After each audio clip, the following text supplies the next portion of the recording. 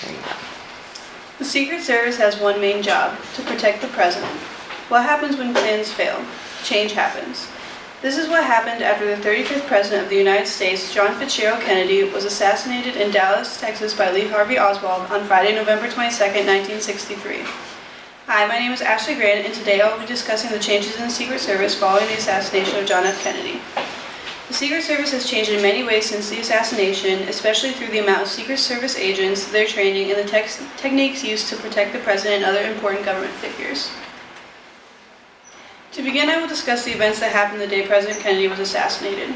These events will be referenced many times and remembered in the hearts of Americans forever. Once in Dallas, the motorcade departed around 11:55 a.m. on Friday, November 22, 1963. After traveling for a few minutes, shots started to ring out from behind. Clint Hill, Mrs. Kennedy's service detail, realized that the President was in harm's way and quickly reacted.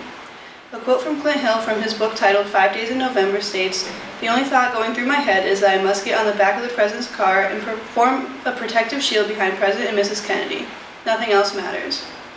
Once he was on the back of the car, he was able to see the condition of the President and realized it was most likely a fatal injury, and then turned around and showed the rest of the Secret Service the sign for that fatal injury, which was just a thumbs down. Doctors worked on JFK relentlessly because upon arrival he was still breathing, but it was no use. The President was declared dead at 1:00 p.m. President Lyndon B. Johnson was inaugurated only minutes after the death of President Kennedy. The country would mourn, of course, but they needed a strong figure to lead them. The country wanted to be reassured that this would never happen again and policies would be changed. The Secret Service and governmental protection would never be the same again.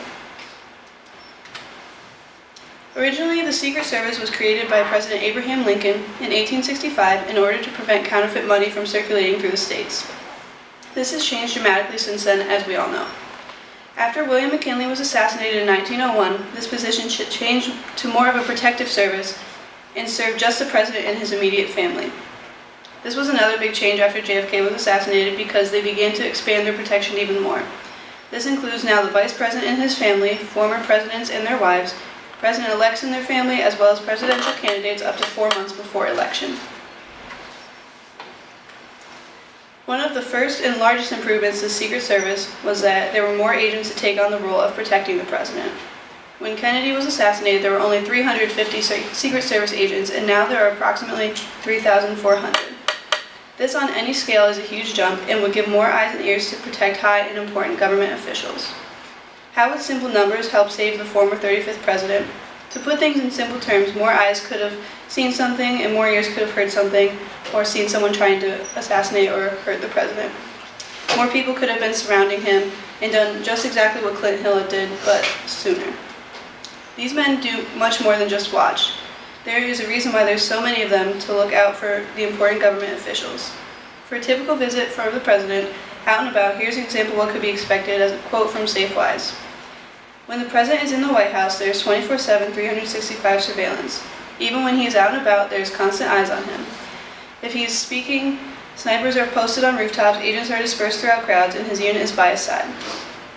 After JFK was assassinated, the idea of always having someone watching and protecting the President became more of a popular opinion.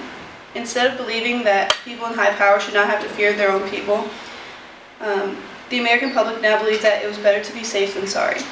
The heartbreak many citizens felt after perhaps one of the most beloved presidents, with an overall approval rating of 70.1%, was assassinated in front of a large crowd and his wife, was enough to push people to want change.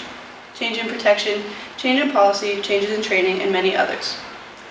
Protection changed by having Secret Service men not just surrounding him, but adding more people to have hidden eyes.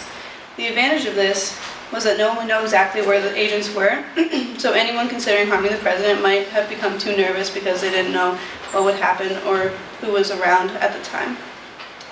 This required more servicemen and women to be hired and trained. The training was also improved to make agents more prepared.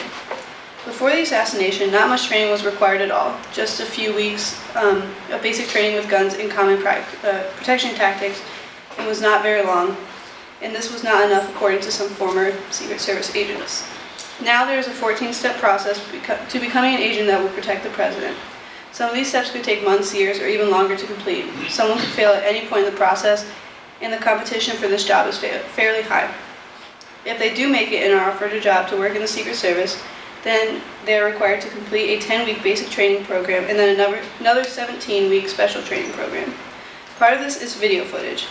The president is always recorded in highly public gatherings because they realize the importance of getting the JFK assassination on camera and because they utilize it to help train new agents.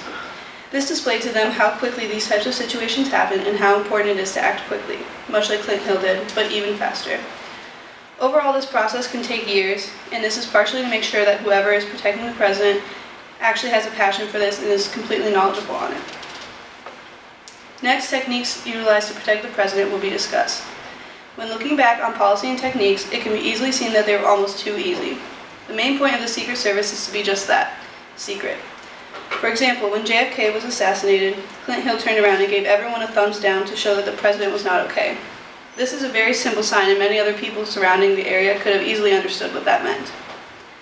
One of the biggest techniques used now is the so-called contingency plans. This means that Secret Service agents are prepared for any situation, even if the likeliness of it happening is very slim. They are prepared for mass shootings, bombs, poisoning, and many more instances where the president could be harmed. For example, if the president is traveling to a hotel, the Secret Service shuts down the highway and he will be traveling on the Beast, which is basically a military-level limousine. This makes it impossible for assassination attempts to take place because there is no one else on the road. But even if somehow someone were to get in, the limousine is bulletproof and can also withstand a small bomb. This is extremely different from the convertible that was used in the Dallas motorcade. This new technology, as well as many others including communication devices, GPS trackers, and artillery, have changed the level of protection the president receives. The Secret Service would also give a background check to everyone working in that hotel that may come into contact with the president. Then, as he waits to get into his hotel room, the Secret Service would do a full sweep of the entire room. This is just to prevent a situation that might not, a hypothetical threat to the president that would most likely never happen.